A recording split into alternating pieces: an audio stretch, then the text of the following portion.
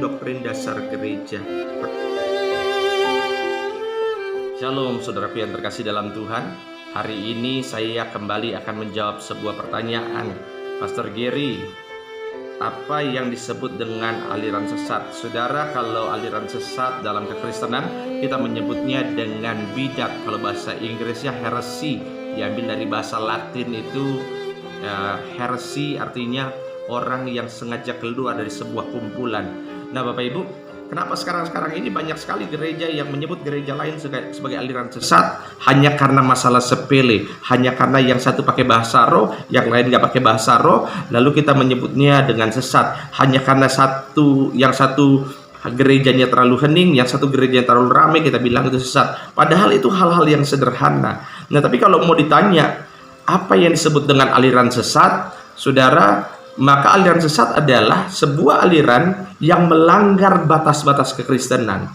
Pertanyaannya, apa batasnya? Saudara, batas itu sebetulnya sudah diatur oleh para rasul. Ya, para rasul, ke-12 rasul itu sudah pernah merumuskan dan semua terdokumentasi. Kita menyebutnya dengan pengakuan iman rasuli. Cuma pengakuan iman rasuli ini lebih diperjelas dalam sebuah rapat gereja. Ya, rapat gereja yang dilakukan di tahun 325 ya di Nikea, dan tahun 381 di Konstantinopel. Mereka merumuskan ulang sehingga kita kenal dengan pengakuan iman Nikea Konstantinopel. Nah, saya coba jelaskan Bapak Ibu apa batasannya yang tidak boleh dilanggar. Sampai-sampai kalau itu sampai dilanggar, kita wajib menyebut mereka dengan sesat. Yang pertama, saudara, yang tidak boleh dilanggar, pertama, Alkitab adalah satu-satunya firman Tuhan yang dijadikan sebagai pedoman dan patokan kehidupan Kristen.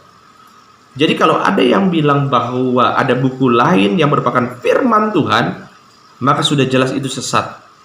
Itu sebabnya kita sampai sekarang dengan tegas mengatakan bahwa aliran Mormon itu sesat. Kenapa? Karena mereka punya kitab lain yang mereka percaya di luar Alkitab. Namanya kitab Mormon.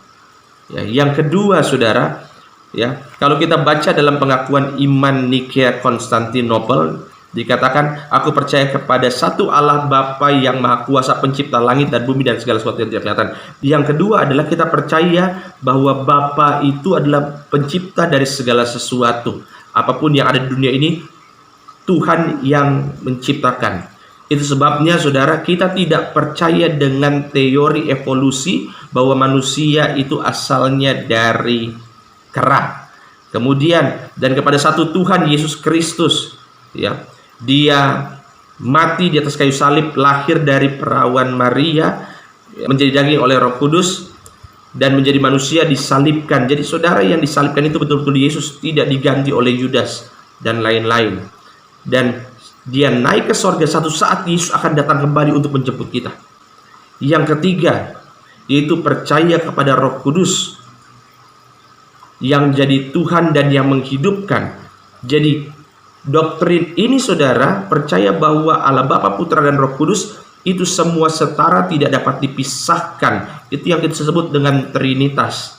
Jadi tidak ada yang lebih tinggi, tidak ada yang lebih rendah. Makanya, saudara, kita itu dengan tegas menyebut saksi Yehova itu sesat. Karena saksi Yehova, mereka tidak menganggap Yesus sebagai Tuhan. Mereka tidak menganggap Roh Kudus sebagai Tuhan. Yesus itu hanya dianggap sebagai manusia, hanya sebagai Adam yang dilahirkan kembali. Kemudian Roh Kudus itu sebagai hanya sebuah energi. Nah, tiga ini, saudara, yang kita percaya. Dan yang keempat, yang kelima, kita juga percaya bahwa satu saat nanti kita akan dibangkitkan dalam kerajaan sorga. Ini 1, 2, 3, 4, 5 ini tidak bisa dipisahkan. Yang keenam, saudara, kita juga percaya bahwa manusia pada dasarnya semua sudah berdosa dan mereka butuh juru selamat, yaitu Yesus. Yesus sebagai satu-satunya juru selamat, tidak ada jalan lain selain Tuhan Yesus. Nah, 6 dasar ini, saudara, tidak boleh dilanggar. Kalau sampai dilanggar, maka kita wajib dan harus dengan tegas menyebut mereka dengan sesat.